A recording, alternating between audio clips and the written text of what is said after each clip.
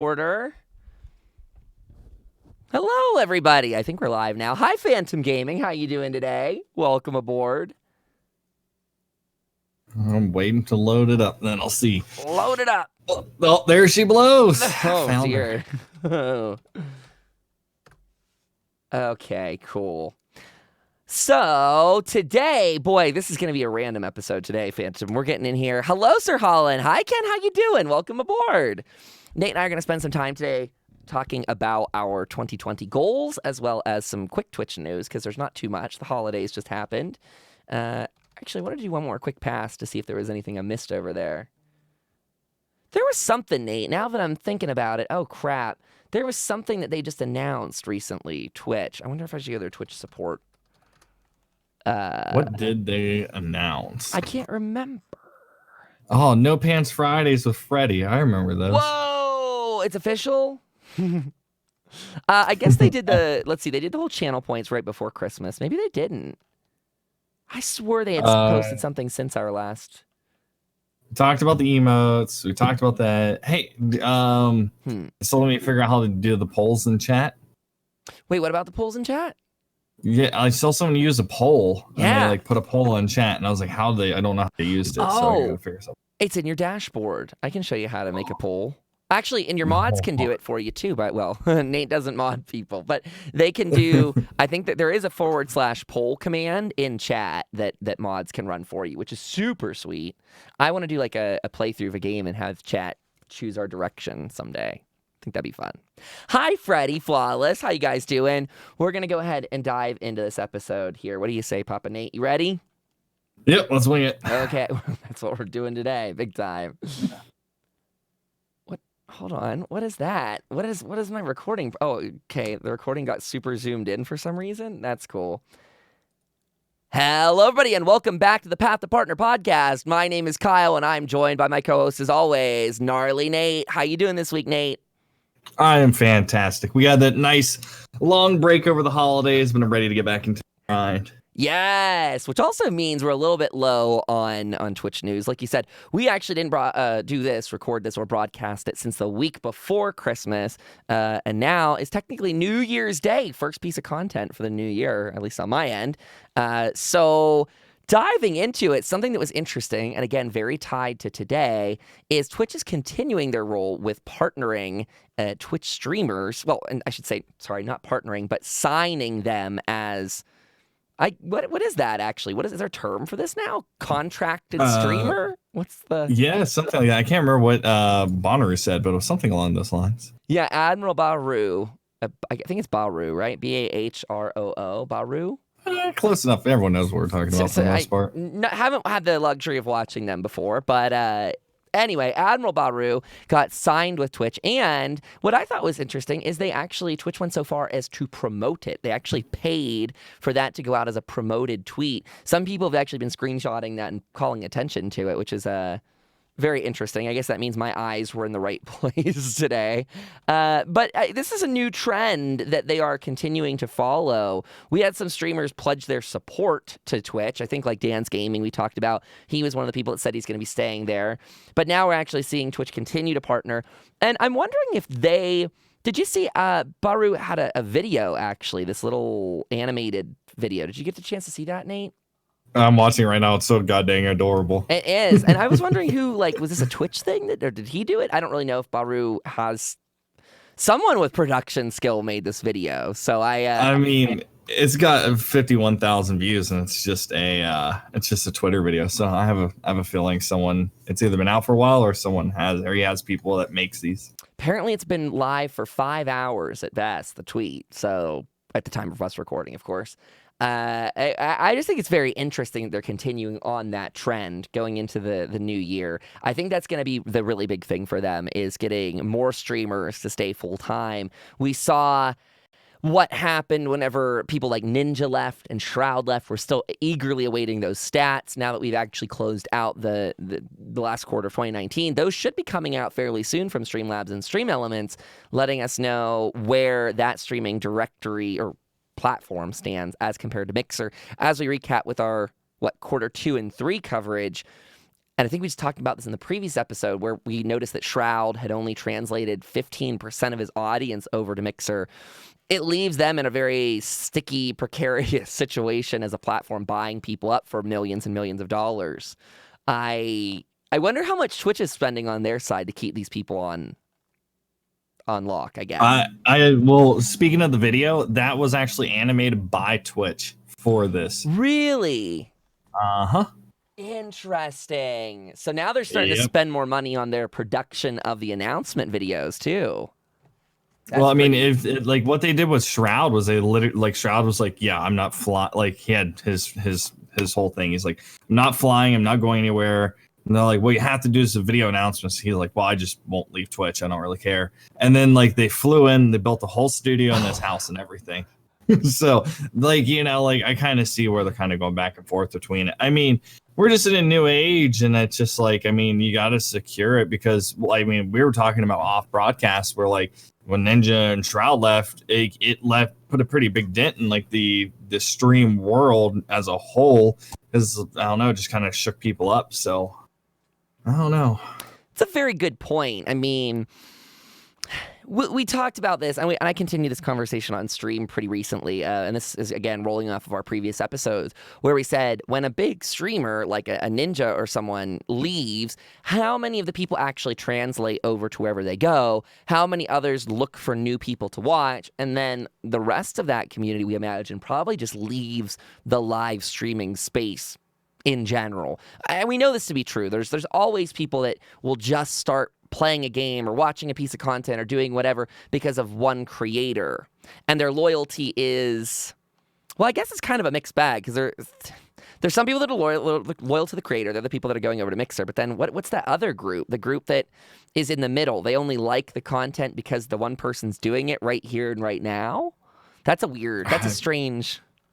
But I definitely know, I can see that, you know, like, because there's people that are just so unbelievably loyal to this platform where that's all they want. They I mean, even though it's just like clicking over, but it's in different UI, and we talked about brand loyalty being huge. But you know, some people do that. I mean, like I rarely go over and watch Shroud. I used to, but now it's like it's not my everyday visited website, so I have no real desire to go type in Mixer and go over there and watch. It's a very, very good point. Yeah, you won't find me going over to Mixer to watch anyone's videos. No offense, Mixer fans, people that are out there doing your thing, keep rocking it. But it's that translation for me, like you're saying. I'm not ready for that new UI or anything. Yeah, but what's interesting about it is that they are Facebook just signed some huge female caster from Twitch. Like she's like massive. And that's another thing I'm very interested in, see what's happening here soon, because I feel like the younger crowd, I'm a boomer, man. I feel like the younger crowd, though, is getting away from Facebook. Like, I talk to people, and they're like, no, I have a Facebook. Are you kidding me? Why would I have a Facebook? And, like, so if Facebook's signing all these people, like this artist, or this streamer, but, like, I want to know how, like, that, because, like, I just said now, like, I go to Twitch every single day. Why would I go somewhere else? I want to see how that actually works out, because I'm still interested in Facebook, but I don't think Facebook is going to be around I can't see it in the foreseeable like 10 years, Facebook just like being there, unless they do something like a change up, something so crazy, because I don't know. It's just, I see like the younger generation be like, nah, I don't want to even be a part of Facebook. I can definitely agree with that. Is this that Corinna Kopp? Yep. So she's apparently part of David Dobrik's vlog squad. She's a popular Instagram star. And let's see, more recently, she's been vocal about her issues at Twitch after being banned for wearing undergarments on stream. Oh, no. Then she was unbanned. Let's see, hinted at a departure from Twitch where she had 413,000 followers. She has 1.6 million viewers subscribers on YouTube. So Facebook poached her and got her over there. Interesting. So she's gonna be doing Facebook gaming. I wonder what Facebook's TOS is. I wonder how much you can get away with over there. Oh, that's interesting. Like, can I go stream there in my undergarments and not get in trouble? I wonder. I don't know. I mean, if she's backed by David Dobrik's Vlog Squad thing, then these big platforms have to kind of bow. Because I think David Dobrik's the secret powerhouse of the internet these days. He may Oh, be the definitely right internet now. Illuminati, man. Yeah, some of the stuff, especially like we were talking about the whole drama back end of YouTube, because Kyle's definitely really into it, and I know a lot about it, but I'm not like super into that stuff. I'm more on the live streaming things. But yeah, I mean, he whatever David Dobrik does, him and Shane Dawson, whatever they do, like just the internet bows down, lets it happen. It is the craziest thing I've ever seen in my life.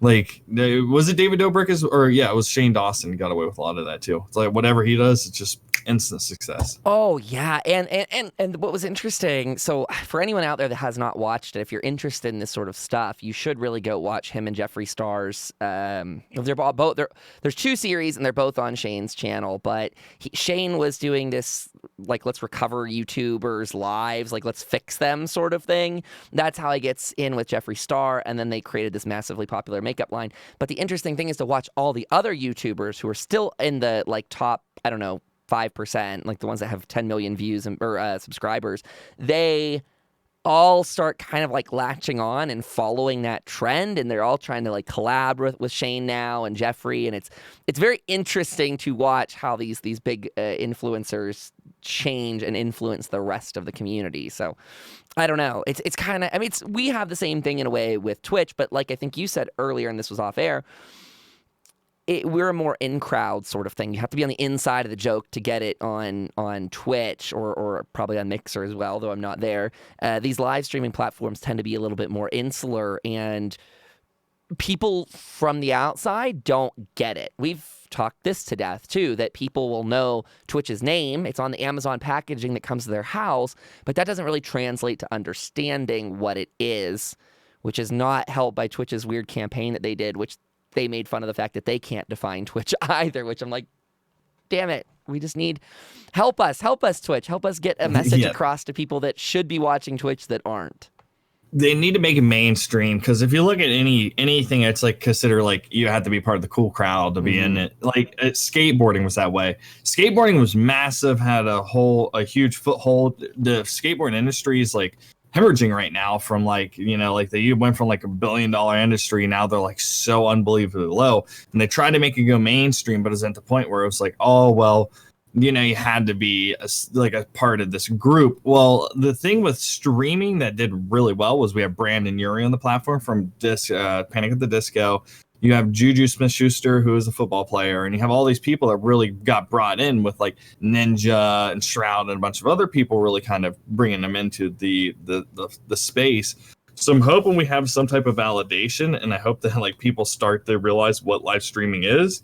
But at the same time, it's just like, where are we really going to be in the near future? Because it's one thing like what Harris Heller and what's his name, Devin Nash were saying. They were talking about like, like how long is this going to be done? How's Twitch going to keep going in the near future and stuff? Because there's always trends of stuff dying off and doing well. So I don't know. That's definitely for another podcast, but. It is, and I mean, I think the most important takeaway from a lot of this, and this is old information, we all know this, but it's worth reiterating all the time, especially as we enter a new year, that if you yourself are a content creator, diversity is key. Like, I mean, I can't say how many YouTubers and streamers are also starting to look at the podcasting space, where before they would not have considered that. I mean, so many of them, creating some kind of talk show is what people are doing. Something I'm very passionate about too. I mean, as a guy that loves to talk and can talk about anything for hours without script or whatever, it's interesting to watch them kind of adapt and take on those spaces. So if you're someone that's out there looking for something new to take on this year, I mean, again, diversity being king, go out, go forth, take on a new project. For me, I think inspired mainly by Nate, I was diving heavily into producing vlogs and stuff like that recently, which I think is very fun. I wish I had double the time in the week so that I could do it with my bad editing skills. But I don't know. I guess that maybe segues us into the next question of like, what are we going to do going into 2020 ourselves? I mean, do you have plans, Nate, that you want to talk about at all? I mean, yeah, I guess I can talk about it for the most part. I do plan on going, and I'm a little freaked out. My friends were Destiny broadcasters, and the only Destiny broadcasters that made it out were Dr. Lupo, and Professor Broman, T-Rex. Very slim amount compared to everyone. So I'm at a point where I did feel the stress. I do this full time. I do make a living off the money I make. There was a little bit of stress in the ESO directory the last couple 6 months, but I will be dabbling more with variety. I'm not completely giving up ESO, but I am trying to diversify.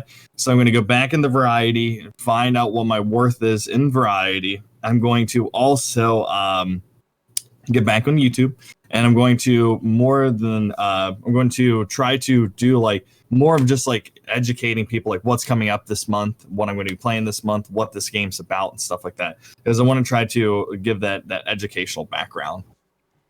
I think that's games. Super solid. The educational background, there's always space for that. There's always people looking to improve themselves online. It's one of those things that once you find your niche, which is one of the things I struggle with the most. I'm I can talk for hours about anything, but what does that mean? It's what do I talk about for hours? How do I package that in a convenient way? I think that's where you and I connected months ago on our passion for talking about Twitch and about this space, and I'd love to keep growing this sort of thing with you because it's very fun, it's very interesting, and it's very, oh God, I mean, I guess as bad as it is that it's volatile, it's also good for us that it's volatile, because how many weeks straight did we just have news that we could recap? I mean, this is a space that people care about a lot, and what can I say? I mean, it's just always changing. It is. We're in a different spot. I think everything's shaking out. I think everything's starting to get back on track. I think the whole time when Ninja left and Shroud left and people were playing what's it called, musical chairs with streaming services and platforms, I think that just kind of rocked the boat with everything. It really did. It's going to be very interesting to see how this kind of shakes out. Again, I mean, this is circling back, and I don't mean to beat a dead horse, but how far is Twitch going to go when it comes to partnering? God, I keep using the word partnering because it feels like that would be the appropriate word when you sign a contract with someone. Twitch, this is why you shouldn't have used the word partner the first time around. Now that you're contracting all these streamers, how far does that go? How many people are they going to try and lock down moving into this next year? That is something I'm very excited to keep my eyes on as we move forward and as you and I develop our content, is what does that do to the space as we see more people?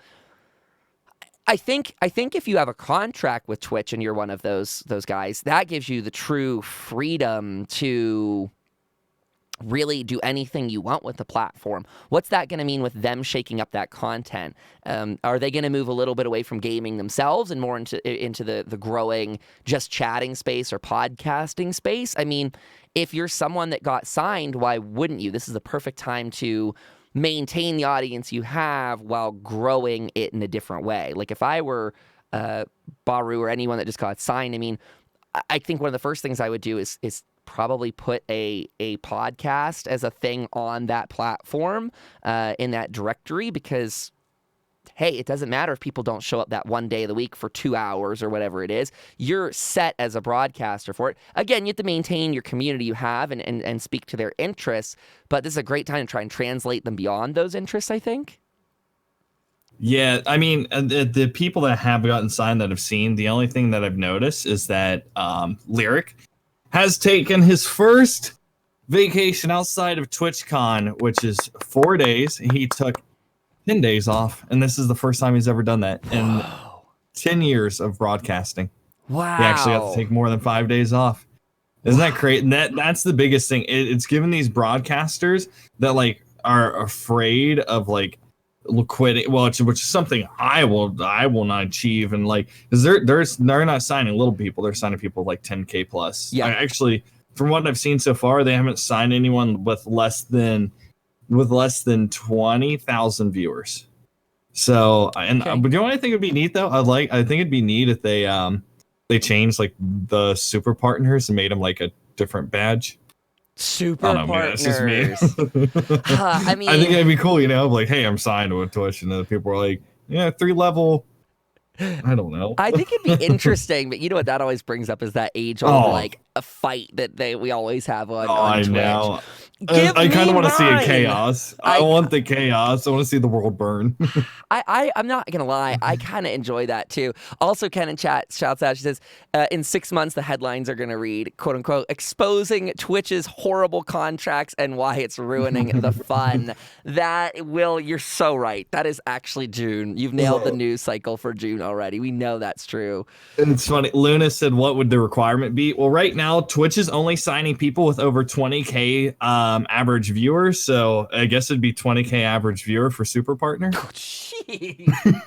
Like, I don't know. I mean, that literally, they have not even signed anyone with less than that. Well, I guess Dr. Lupo signed, and he only has like 6,000, but everyone else has 20,000 plus.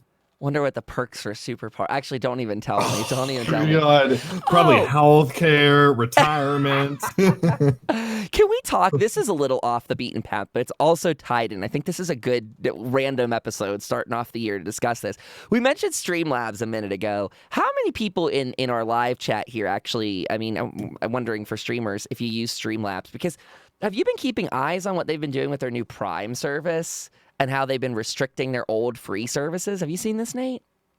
No, but I did go on there yesterday because I got this new stream PC and I was getting it set up. Uh-huh. And I saw that they had a Prime tab for like alerts and other things as well. Yeah, so it's really, what do I want to say? I mean, my friend predicted this 2 years back. He actually legitimately said to me, this is when they first acquired, I think it was Ankbot back in the day. And he's like, you know what they're going to do? He's like, they're going to buy up all these services and then they're going to turn around and charge a premium rate for everything. And my goodness, I would love to like dissect his brain because he clearly sees the future exactly. I mean, that is what they've done. So for anyone using Streamlabs, they have created that tiered program. It started where they just had all stars. This is why you jogged my memory with this. I want to discuss it someday. They created all stars, and then they've given it multiple tiers. So I technically became an all star before I stopped using Streamlabs. And one of the things that made me stop using them is they kept moving the bar on these different things. So Streamlabs offers like a partner manager and free tickets to events and X, Y, and Z, and you can get a gaming PC from them and all kinds of stuff. But it was really sketch because at the beginning of the summer, I almost qualified. Like I was just maybe like 50 concurrent viewers away from getting a partner manager. And then I go in there and check it like a month or two later, and I'm like 200, 300 concurrent viewers away from it. I'm like, holy hell. Here they've been adding all these different things, all these different tiers. And with it, you know, they started going back and charging a premium fee for everything. So their merch store is restricted behind a premium fee. Their mobile app, I believe now, is a premium fee. So I don't think it's a terrible thing on its surface, but for those legacy users, it's kind of gross to see. It's like $12 a month if you want to do it for a year, and I think it's $20 per month if you want to do a monthly fee. But it really has me moving away fast because I'm like, I can't even add anything to my merch store over there. Just the things that are up are all that people can choose from unless I dive deep into it. So wait, did they make you do a premium for your merch store?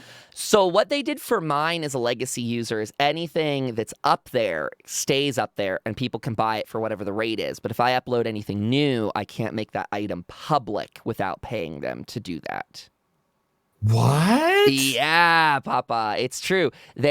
So I added 2 new shirts up there and I was like, oh, maybe it's processing on their side and that's why it's not going live. It doesn't actually say it in text that I could find until I went into the Prime page and found out, yeah, that's one, they've restricted that to be a premium feature using their merch store. So, well, if you ever want to come to my company, I got you covered. They're actually printing a really nice print. Do they? I need to do that. Shout them out. Why don't if you'd like really to? Nice. Oh yeah, Flocker.tv. It's amazing actually. You can pick your like prices for tiers that people are subbed, and you can give discounts depending on, and you control the discount. So if it's Christmas and you actually want to pay them money to take a hit, you can actually lower it to lower than the cost of the shirt. You have to pay the company, or you can keep it right there. It's really nice actually the way it goes. But I will admit one thing though. I don't like that. It's a very, very. The thing is we're still in the Wild West, but we're getting to the point right now where it's like like they realize that the Wild West is unregulated and you can make money doing it. So people are going to be coming in and doing shady stuff, even big companies. Yeah. Here's the thing is big companies, they don't care about you. They don't care about your content. The only thing they see is the monetary value. I mean, Harris Eller talks about this all the time when you try to get sponsorships. It's like they will give you a free hat and give you an affiliate code, which means you make almost nothing. Yeah. And they spend nothing on their marketing because you are the person that's marketing their stuff. So you got to be really careful about like things like that, because right now if they're going to lock it behind a paywall and try to be shady about it, I mean, I'll just take all my stuff and move it over to Stream Elements right now today. Oh, hit me up because I have a contact.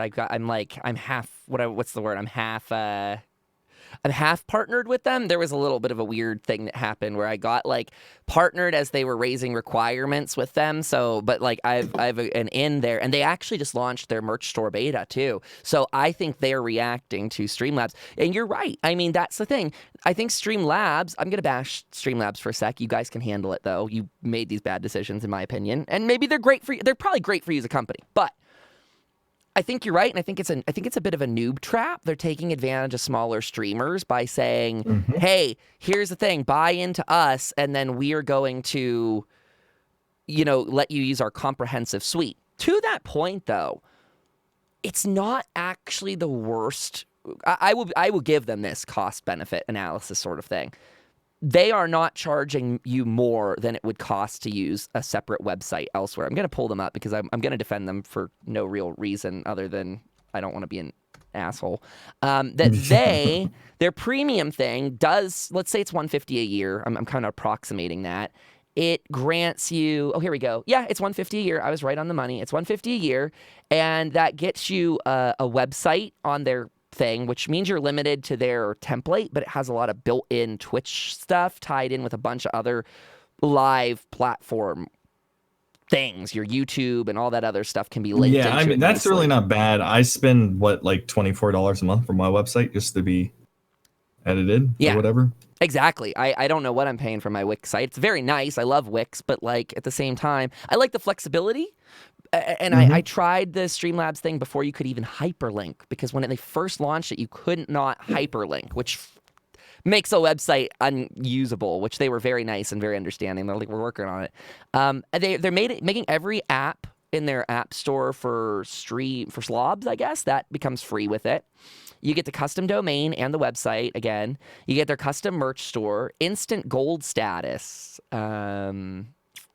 So that's them. And then you get like all their alerts. Like, so if you ever get like, if you like, oh man, if I want to change this alert, like say you were like, now this is the whole reason why I was looking at it, because I put like, now that I'm going and playing more variety than I am Elder Scrolls, and Elder Scrolls taking a backseat to what I'm doing right now.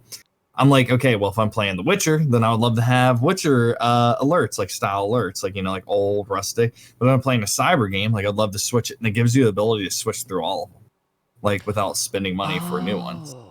I was thinking about doing that to try to just keep it for like consistently 110% always changing. That's an interesting point. Luna says, I use Design by Humans for my merch, and they've been okay. But if Streamlabs are being shady with stuff, I maybe need to make the switch too.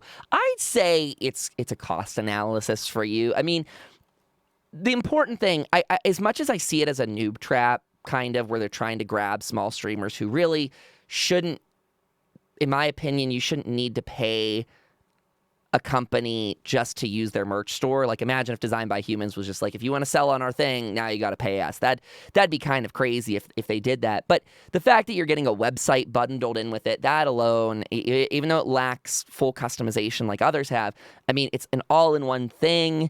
You're getting a lot of stuff for the price. But I do like what you're saying, Nate. If you're using that, you could get their free alerts all the time. That's an interesting way to go about it. Which is funny because now I will not use their OBS software. Same. I think I do not like it. I am normal OBS Studios all the way. Content owned, content creator created.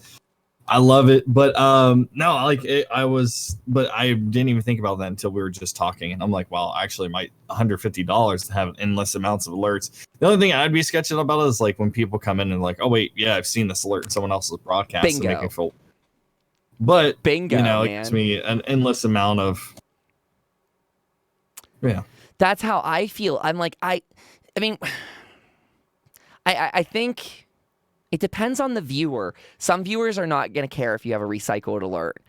But and some people probably don't even take notice to that at all. Me as a content creator, I take notice. Like I know if there's a reused alert or something like that, and it's kind of cool to switch it up per game. At the same time, I've become a big fan of just making in community memes. Like someone gifs me doing something. Like my alerts are now gifs of me doing something that was funny on stream, and it's nice and easy. And there's no one else owns that content but me, so that's kind of cool. I don't know. It just depends on you, how you're feeling that day. There's nothing wrong with switching your alerts and switching them back. Yeah, but I don't know if I'm going to pay $150 a year for that. You could. That's a great point. I think the way to justify it would be as if you don't want to pay for a separate website. Instead, you just want to use theirs. Like yeah, I mean that honestly, that's where the value is going to come in. If depending on how it is, that would be 110% where the value would be. Agreed. Now, I can't help, though. I think that me and Streamlabs are finally... I don't know if I can go back. After this kind of overselling all their stuff, I just don't know if I myself would feel good about it. Like, that's not any shade towards anyone else that wants to do it. That's me going, like, I'm kind of interested, but at the same time, I'm like, I kind of have a little bit of a bitter taste in my mouth for, like, trying to put things on the store and seeing that you restricted me from doing it. That didn't feel good. I don't know. No, I would that would have turned me off. I mean, it did. Like, I'm legit like, okay, well, I'm just gonna move everything over to the Stream Elements.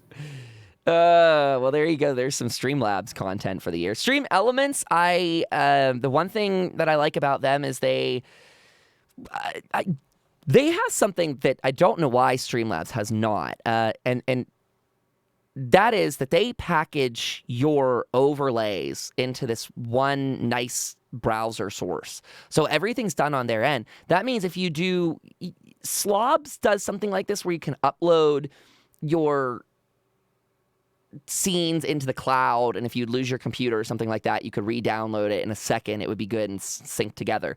But I'm more of a fan of what Stream Elements is doing, and that again is that everything is done on the cloud side or on their server side. So it's one browser source to rule them all, basically. And I noticed that saved me a lot of CPU resources or something like that. I was having a thing before I went to them where when my Streamlabs alerts would go off while I was running Dungeons and Elder Scrolls Online, I was seeing a sharp frame rate drop whenever that would hit. And it was so annoying. It was mid-dungeon, mid-fight, and boop, there I go whenever someone follows the stream. And that immediately went away when I went over to Stream Elements. So again, that's my personal take, not sponsored, unfortunately. But yeah, the only other thing I knew was a little bit hard around browser sources because you have to actually go to the browser and then change everything inside of the browser instead of being able to do it just freely. But I will admit one thing.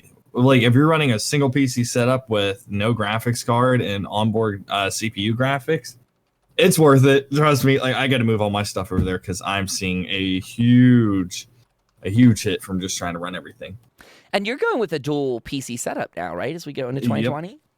Mm-hmm. Very fun. I figure 2020 2 PC kind of thing. Oh, double down. I get it. Oh, the 2020.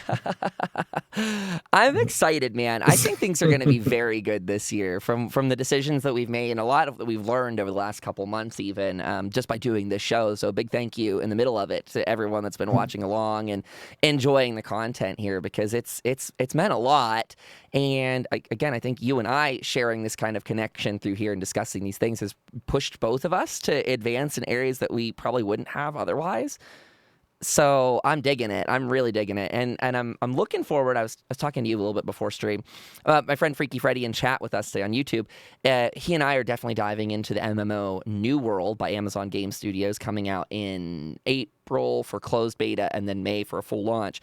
Hopefully, fingers crossed, that game is quality and that it will occupy my life because I'm looking for a game to add to my rotation like that. I'm not as adventurous as you when it comes to playing other games.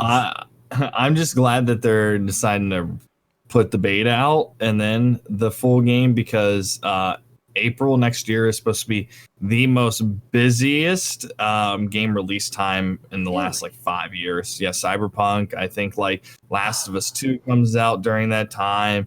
There's some other really, really, really big names coming out all that 1 month. So I'm glad they're like waiting a little bit because I would love to check it out. Like I said, I'm definitely gonna be checking it out as well. I didn't know we had that big of a month coming up here. That's pretty crazy. Or well, Yeah, April's going to be astronomical. But we're not getting anything for a long time after that. It's going to be until new console release, so we probably won't have anything until next year after April. So we're going through another drought for streaming and variety broadcasting as well too. So let's just hope that there's some games that can hold us over. So potentially, what is New World? New World's the one for me, man. Hopefully. I'm saying it because I know a friend that plays it, and they're saying you're gonna love it. They're like, that actually got to preview it in the alphas, and they're saying you're gonna absolutely love this. This is gonna be your new thing. And so this one's supposed to be a harder MMO style, not so handed to you. Have you seen or played Outward? No, I'm gonna Google that. What is Outward? That was an RPG game. It's like pretty much like an MMO. It's an action RPG, but it plays a lot like like Elder Scrolls, and it was very hard and it didn't hold your hand. I hope it's like that, because I would dig into it. Yeah, I don't know. I'm looking at this now. It actually looks pretty cute over there. It's on sale, by the way. I don't know how long this is gonna last. Yeah, someone's gonna listen to this like 6 months later and be like, Kyle. Well, actually, you got about 16 hours. So at the time of recording this, you got about 16 hours to pick this up, but for $15. Anyway, I think you might be right with that. What they're saying that's making me excited is it's a game that you're going to be getting bonuses to playing together, and I don't want to say penalties, but it's going to be harder to doing it single player, which I think is what MMOs are all about. I respect the people that want to single play it, but I think you and we're big streamers that are about the community first and foremost, and I feel like a lot of MMOs have moved away from community care, and they've just become server-based single player games for a lot of it. And that to me does not jive. I want to be forced into like the trenches with friends. So yeah, that's one thing. I mean, it is a kind of a hard balance, but I mean that's the whole thing that lured me into it. Like, I want to be there playing a game, and like, well, you can't do this unless we'll work on it and get you up to a certain level, and then we can go in and do this together. And I like that. Like, I don't like the single grind sometimes, but. No, I very much agree, and I think that's mainly going to be my focus for 2020. You know, we're talking about our goals. Is I definitely want to be getting back into community-focused things. I feel like, again, as you mentioned earlier, when Elder Scrolls Online tanked a bit for us, especially towards it got worse and worse and worse. We've been on a downward trend if you look at the playership and stuff like that, especially the Twitch stats. It's not a good, healthy direction. I'm really hopeful, as a guy that plans on playing it going forward still as my main game, although it might level out to be 50-50 with the other. I'm hoping with their release of the Skyrim content next year, that's going to be exciting for people. But I, regardless, want to do whatever I'm going to do, make it community focused, not... I don't know how much responsibility it is us on streamers to try and retain that audience, but I feel like it is our job. You know, when we see people come into the game and then quickly leave, I feel like this past year I should have maybe done more to retain people, and that might have actually made it easier to switch into other games had I been quicker on my feet. Yeah, I mean, I definitely see that. Like, even in the guild I built, like, it's like people came in, they got to level 22 and left. But it was you also got to remember that you can't just put the 100% like it all on your shoulders, because Shroud was playing the game as well too. Mm-hmm. And when Shroud came over and played, that's when we seen our hugest spike of like, just because Elsewhere was coming out, Vans Gaming played it, Shroud was playing it. There was a lot, and people were very interested in it. And it was only $9 at the time, so people were buying it and then realizing that it wasn't for them. So I think it was, because I remember during that time it was a very huge spike of people. I mean, that's a good point, and a good side conversation is how much responsibility or what is the appropriate place for a game company to take in getting big streamers into their game. Like, there are paid spots, obviously. People definitely get paid to go and play video games. And we've seen that happen even with the Elder Scrolls directory in the past. People have been paid to go in there and stream it, like the big ones. And so how much should game companies be doing that? Should they be doing it throughout the year if it's an MMO? Like, I don't know. Do you have any thoughts on that sort of thing? Have you spent any time thinking about that before? I mean, as it does, I mean, when someone, we're going to go on like a side topic. We're not going to get into it. There's a thing called embedding, and people can have it on their websites, and that's what's going to launch their thing. View bots are illegal on Twitch, but embedding is allowed on Twitch because of the way everything works, because it actually counts as live view. It's not like a robot clicking into the page. It's an actual person clicking into a page. But when we have people that have embedded views in like a directory, say like Elder Scrolls, you actually see a lot more people clicking in because it's higher up on the list and are in the directory. So a lot more people are clicking in. I like the idea of it. Like, I mean, if you can pay someone, that's why I think they're doing that whole hashtag sponsor thing. Is that why they're doing it? Yeah, to like let people know this is a sponsor stream. I'm doing this for money, and that's what it is. Because I think they actually had to implement those rules in just because of stuff like that. Yeah, I did my first bounties for the first time ever. Have you done some before, Nate? Have you ever done a Twitch bounty? Not Prattner. I think it's a Prattner. It's only thing. Prattner thing? Oh God, I didn't know that. First of all, so I'm clueless, and I don't know what they're moving around these days. I thought that they moved it with affiliate stuff, but I did my first bounty the other day, and it does automatically put in the hashtag sponsored sort of thing into your title. It actually moves directories and all kinds of stuff for you, which is kind of nice. They've automated it. There's some shady stuff in there too. Like one of mine said it was going to be active for a couple more, like another week. So I was waiting on it, and I was going to do it later, and then it expired because they're like, well, if the greater campaign ends, then you can lose it from your queue. So Luna actually in chat's asking, what is a bounty? So Twitch, let me backtrack, sorry. So Twitch bounties are this system, and apparently only partners get it. I've never looked at them before. I kind of thought they were tacky. But Twitch will pay you out for either viewing a promo spot, like a trailer on your stream, or for playing a game. So I'll get a lot of hit-ups for like, hey, play Sea of Thieves for an hour and we'll pay you X amount of money. Part of that payout is, the largest part of the payout is based on how many viewers you're retaining throughout it. So you need to have, I think, a minimum of like 60-some concurrent viewers watching that content to even get paid. And then if you have, I think, closer to 400 viewers, you'll actually get the full payment. So if you vacillate anywhere between the 400 and the 60, your payment's going to be lower than what it's projecting. And basically, you get a certain amount of time to take these bounties and complete them. So I did 2 where I watched trailers on stream. They're actually very easy. People in chat were very much about it. I thought it was actually, I was going into it very cynical. I thought this was going to be like this trashy, gross system, but the fact that it moves you automatically into the correct directory, titles your stream appropriately, and I had fun with the trailers that we watched. Like I actually wanted to, one of the shows is now on my watch list. I set a reminder on my phone that this thing's going to air on Amazon Prime. Oh, is that a space one? This was it's some Nazi hunter thing from. Oh yeah, that one looked really Hunters, good. Hunters, I think is the name. Maybe it's about yeah. I'm excited. Amazon has some pretty good ones. I actually was very surprised when I looked at the bounties or looked and see what they're bountying. Yeah, it was very interesting. I think it's actually a cool thing that Twitch is doing. I am kind of a sad sap that I didn't go back and have been doing bounties for months. I'm not personally interested in the ones that have you go do a different game. I think if you're a variety caster that has those views, I think you should absolutely be taking advantage of those, unless you think the money's too little. I mean, that's valuable too. If you're someone that's not needing that currency, I wouldn't bother with it. But it's a neat thing for streamers that are looking to get out there and expand. But it's... Yeah, go ahead. Yeah, another thing is if you ever go to like an E3 or a PAX and you make friends with some people like... because I think you have to do the hashtag sponsored for, I think, Amazon. I don't think you have to do it for anything else. Because I have companies that are like, hey, if you play this, we'll donate you, or we'll send you like $100 to play this game for like 3 days, which is that's one reason why Raft was doing so well. And then a couple other companies do that as well. Like I think Warframe does it as well too. If you get on their list and you play like games, they'll just send you money. So there's multiple different ways of going about it. It just really depends on what your connection with any of the PR for certain companies are. Like if it's like Square Enix or whatever else.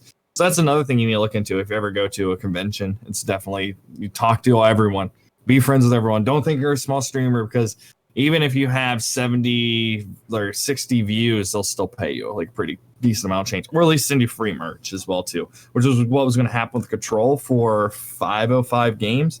They're going to send me a whole bunch of free stuff, just play it on broadcast and give me free codes for the game. That's awesome. Well, and you also never know when those are going to open up bigger opportunities too, for what you're saying. You know, you could always get really lucky and get in on something that actually blows your stream up more because you're in the happening content. So always keeping your eyes open for that stuff's very, very smart. Especially because if they're willing to pay a small broadcaster $50, $100, they're willing to pay someone that's way bigger, like $2,000-$3,000. So if you take it and you're in the same category when they come in, then automatically launches you up. And it's only like, oh, why is there like only like 6 people playing this game, but they all have like, you know, like 100+ views? It definitely puts you in like a nice little position. Yeah.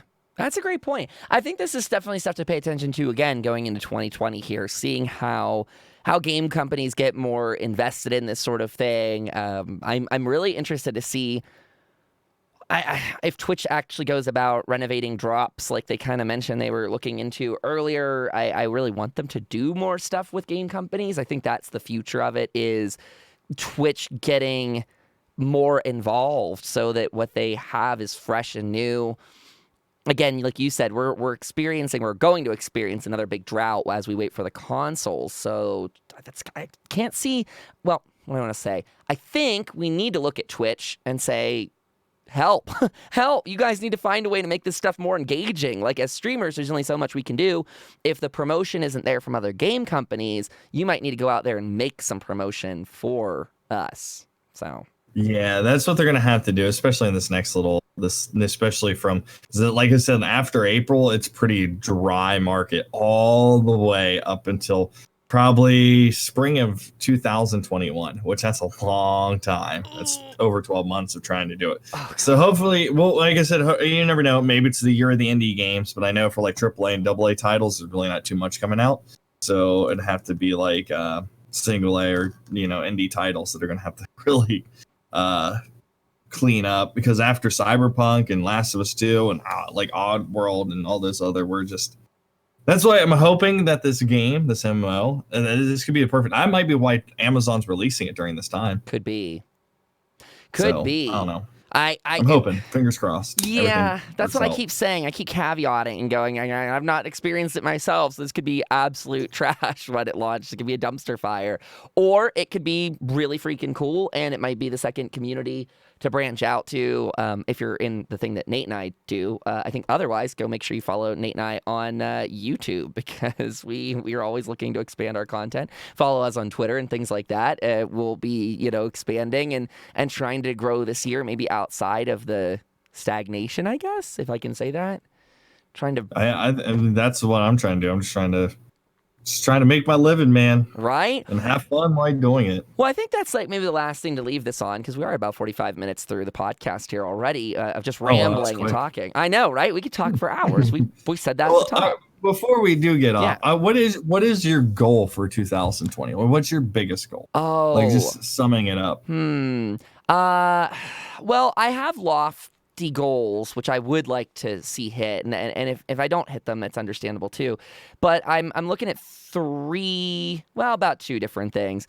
So one, it would be the dream to get about 300 average concurrent viewers on Twitch, which is, I think that's about 3 times the size I have right now, at about 100 and some.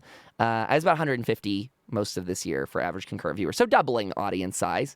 And then definitely focusing heavily on YouTube. I want to see that audience grow. If I could get that somewhere near 100,000 viewers this year, that would be great.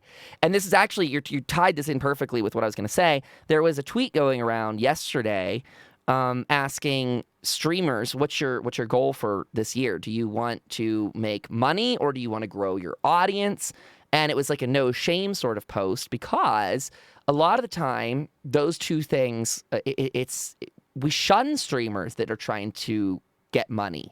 My audience was talking about this yesterday, and they were very much in defense of the idea that, no, you need to pay the bills. That's like what we want to see you be able to do. But there is this bad thing that we need to leave in 2019 of hating on streamers when they're successful and when they're monetizing their content. Because ultimately, I think that if a streamer can break free of those shackles of financial restraint, this goes back to what we were just saying a minute ago with signing streamers over on Twitch and, going out and doing something new once you're signed.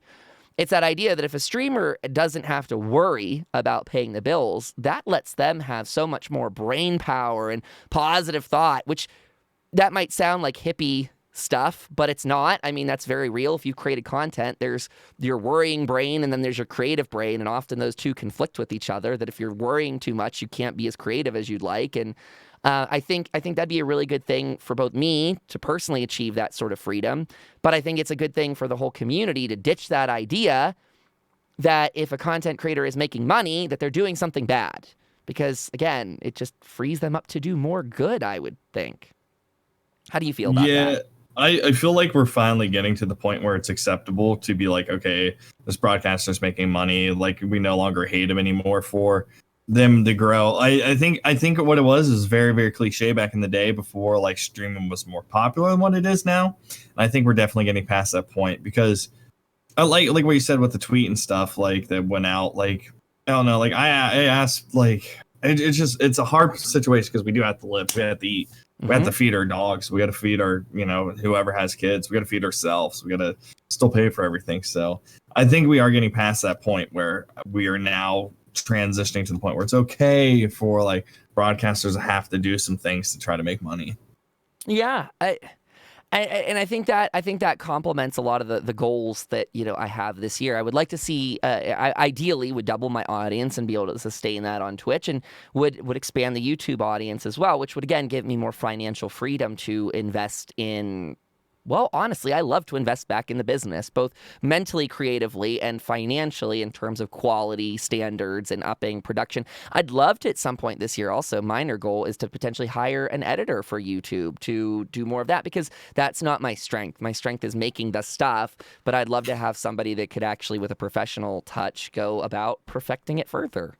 So yeah, that'd be amazing. Yeah. What about you? Do you have some specific goals in mind for yourself? Well, if you find an editor, let me know, because that's one of my new goals. Because if I can just send footage over and let them polish it, I'd be so stoked. But just my goals is like, I posted on Twitter, this show's called Path of Partner, and I understand a lot of you guys have been with us since episode 1, and we're now on like episode 17, which is crazy because that's 17 weeks of doing this show, plus a few breaks in between, so we're even further down the road than that. But I don't know, like I've kind of had like my midlife stream crisis, I guess is the best way to explain it. Like I don't know, like I could have got partnered with one game and I was trying my hardest to get to there, but it kind of hit a wall where it's like, is this really what I'm going to be streaming? Like we talked about this with, sometimes you can't make the content for yourself. You got to make it for what the audience wants to watch. But at the same time, it was eating me up inside, because when I do get bored with something, I want to branch out and do something else to keep it entertaining and fun and exciting and like for everyone, not just me. And some of my community only wanted to watch one game and that. So I've kind of taken a point to myself where I put out a poll on Twitter and I asked people, I was like, would you rather get partnered doing the thing you love, or would you rather get partnered doing whatever it takes to get you to get partnered? And then a lot of people put, like, I think like I had like 98 people vote yes, and then one person voted no.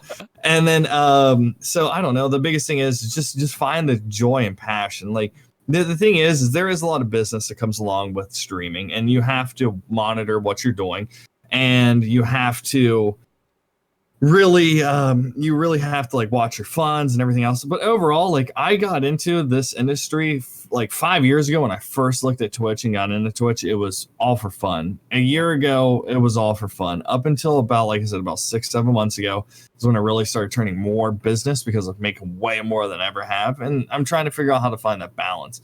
Not really an outside work and life balance, but the balance of like happiness by playing video games on stream and not being tied down the one thing and feel like I'm pigeonholed into a corner. And if I don't do something, these people are going to dislike me or that. I'm trying to free myself. I'm trying to take the hippie route, man.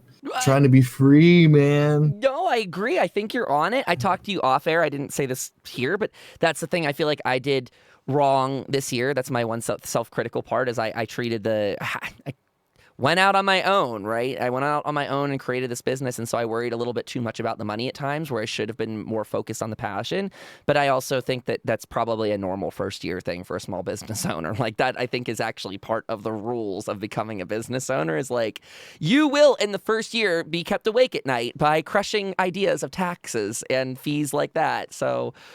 Oh, God, I've read about taxes. Sorry, everyone. That's coming. I did mine on, well, not actually officially, but I did all my expense sheets and stuff like that the other day, so I'm feeling a little bit better. But you know why I bought this PC, right? I looked at my expenses and I realized if I bought this PC, it'd almost even out with how much money I spent for my stream versus how much I made. So I literally went out and spent the exact amount of money to call it even. That's smart. That's very smart. That's why I invested heavily, and I learned a lot from Chad about depreciating things. We should probably talk about light tax stuff in the future too. We're not experts, obviously, but give you advice. Hey, I mean, taxes are coming up very soon, so maybe that'll be can definitely episode. Yeah. But yeah, I think for both of us probably, and I'm speaking for you, but bouncing off what you said, so agree or disagree freely. But I think for both of us, probably another goal, I think a sub goal, something reading between the lines for what we both said, is we can say this freely and safely in this chat. We want to make the brand probably more about ourselves this year than about a game. Which again, to an outsider that totally knows nothing about Twitch and thinks that hearing about the business side of it is disgusting and foul and it shouldn't exist, those people exist, by the way, they wouldn't understand that. But what we mean by that is, do you want people to look at you as only one thing? If they look at you at only one thing, you've got a very small shelf life. You will only be good and viable so long as whatever your niche is in vogue. Like, that's the only thing. So if we're both exclusively ESO streamers, and let's say that game really tanks 2020, kind of like it was going down in 2019, that's the death of us. The death knell is, it will be a ringing, and we will go out with the trash. You mentioned that previously with seeing other streamers that were like that in other directories go from being... Yeah, Destiny 1. I remember a girl, you know what, Snackless is her name, and she is a school teacher in Canada, but she was a full-time Destiny streamer. 1K views every single broadcast. What happens? Destiny went down. Now every time she streams, 24 views, 25 views, if that. It's crazy how devastating the crash of a game can be, and we don't know when it can happen, and it can happen at any time over anything, and that's what's sketchy about it. So that's where it just as a safe bet, like, I want to be doing this. Like, I love this. This is amazing, and I love the game. I love Elder Scrolls. I love a bunch of other games that I definitely have sank my teeth into. But you do at the end of this, you do have to understand, you have to branch out, because if you're not evolving every single step of the way in your online, so I'm not even going to call it content creating, online influencer life, like if you're not moving the chains and evolving with the trends, you're going to be left in the dust in 6 months to a year. So true. So what I want to know is how does one, and this is a learning thing, so I'm just asking, how does one move that focus away from the game and on to the broadcaster? Because again, we have those people that say that. That's all you guys in chat right now that are hanging out and chatting with us. Like, you guys are all wonderful community members that follow. You're like, I don't even stream on Twitch and I'm watching Kyle and Nate talk about becoming partnered. How do you branch out and get more of that and a little bit less of, this is not the game I wanted to see you play tonight, rage quit? Like, that's something I want to leave in 2019. That sort of we want to leave those audience members in 2019. Bring with us the people that are engaged and excited to try different things, to come along for the journey and, play games while we're playing them, and, move on together and grow, like you said. Well, that's a huge thing. That's where, I'm at the position right now where, a lot of these companies were like, yeah, we used to like you a lot before you started playing a single game, because you were very educated about the games that were going to come out, and you hype people up, and we knew you had value in who you were as a broadcaster, because you legit made people buy this game, because they're like, well, because they have people that sit in chat that watch. They have people that work at these companies that literally just watch content creators and figure out which content creator they want, or monitor stuff that's going on Twitch and trends and stuff like that. So the whole thing is, it's just I don't know, man. It's you kind of got to find that value. Well, there you go, everyone. That'll be our big adventure for 2020. We'll probably keep touching back on that as we go along through the journey this year. I think that's a good kind of a set us off for the next year type of thing. Nate, why don't we wrap this up, and why don't you tell the fine folks where they can find your content all across the internet? Perfect. I am live on Twitch about 12 to 1. I don't know. I'm kind of pushing a little bit later. So 12 to 1 Eastern Standard Time, gnarly_Nate, twitch.tv, gnarly_Nate. And then you can find me on Twitter and Instagram at gnarly_Nate TTV. And yeah. Awesome. Do you want to pimp out your YouTube too? Did you say that? No, not yet. I'm actually looking for an editor. So. Okay, well, that sounds good. Then, in the meantime, you can find me twitch.tv/Kyle Dempster Studios. I am on there at a weird schedule now because I keep moving it, and especially the holidays don't help. So I think, doing like a Tuesday stream. That might turn into my more variety style day, actually, specifically on Tuesdays. And then I'm doing Thursday through Sunday. So Thursday through Sunday, skip Monday, back on Tuesday, skip Wednesday. It's weird. Don't judge me, everyone. And then that starts at noon Eastern time there. Or 2 p.m. I'm in the middle of switching that as well, so I don't know exactly. But also, I've been uploading to YouTube. You guys, if you're watching right here in chat, you know where to find it. You're on it right now, but it's youtube.com/Kyle Dempster Studios, doing the vlog up there. We're also in the middle of the Let's Play series of 7 Days to Die with Freaky Freddy. And a reminder, if you want to find this podcast and our Elder Scrolls one that I do with my friends Starkrealm and Zynode, that is at KyleDempsterStudios.com/podcasts. So I think that'll do it for everyone this week. If you want to email the show, you're welcome to hit us up. It is pathtopartner@gmail.com. We would love to read any of your feedback you want to send in. You can also tweet at both of us. Our Twitters are going to be in the show notes and below here on the description on YouTube. Freely get in touch with us anytime you want. We'd be happy to answer questions. If there's an area you guys wanted to know more about that could help us shape some future episodes, we'd love that sort of content. And I hope you enjoyed our little New Year's ramble, if you will. We're both coming off the late night before, and I think this was fun. I like this. So thank you, Nate. I appreciate all the fun today. Yeah, it was a lot of fun. Thank you so much for talking. Oh, Thank absolutely. you for listening to me, Papa. Well, yeah, we vent. We're here to vent. Okay, you guys, good luck on your journeys across Twitch and all your other social medias, broadcast platforms, all that jazz. We'll see you next week. Bye-bye. Okay, chat, thank you for joining us. That was a blast. I had a really good time, so thank you all. Thank you, Freddie, from Mac, Justin, Luna, Ken. Thank you all for being here. We really appreciate that, and great conversation. Luna, I also agree with what you're saying there. Luna said I think it's a good expand from one game to play other games similar genre. For example, ESO, I think Witcher, like Nate was doing that. Yep, Guild Wars 2, other MMOs, medievalish games. I think that's a smart way to start the transfer. Yeah, that's how you start it. I mean, I still had a pretty decent amount of people. I don't know, it's just weird when you go from a couple hundred people to having 60 to 50 people. But I'm starting to realize it's still pretty good. It's still top percent. So I'm just gonna do it. But I mean, people came in for Raft and people came in for. We played marbles. I watched the Marble Olympics for 6 hours one day, and people watched that. So, I heard in my chat about your Marble Olympics. I was like, shit. Yeah, just sat there. It was the biggest just chatting stream ever. But that's a huge thing. It just really depends. It more boils down to your personality than anything else, I think. And that's one thing is I'm just so sick of everything that's kind of going on right now that I kind of want to strip all the negative out of my life. Throw everything that if anyone ever comes negative, 2020, I'm blocking them. As soon as I hear something negative, I'm not even dealing with it, because here's the thing: is we're all technically shop owners in a mall, and if someone at Wetzel Pretzels said someone at what's the other place, Sweet Ann's or whatever the other pretzel place is, says it's terrible, just ban them, block them, get them out of your life and pretend they don't exist. I'm just at the point right now where it's I get so sucked into other people's drama because they're jealous of what I have built, that I don't want to deal with anymore. So I'm just trying to blare it out, and so my whole goal is blocking everything. No, that's blocking smart. People, moving forward, having fun every single day, and keeping this going, man. Just trying to stay positive. That's smart. I've been trying to get better at calling people out when I see them trying to draw me into an argumentative thing. I'm like, nope, I see what this is. I'm not engaging that. I'm like, here's your warning. Auntie Anne's versus Wetzel Pretzel. Sweet Ann's is what we called her. I like it. We're gonna open Sweet Ann's, and we don't want to tell you. We can't tell you here live on YouTube what you're gonna sell. Hey, by the way, YouTuber chat, I'm gonna head into the Discord voice chat room after this. So if anyone wants to join and hang out, I will be there for a little while longer as I upload this episode and do all that fun stuff. But I'm gonna close this down. So thank you all for being here. See you in Discord. Bye. Bye. Bye. Bye. Bye. Bye. Bye. And.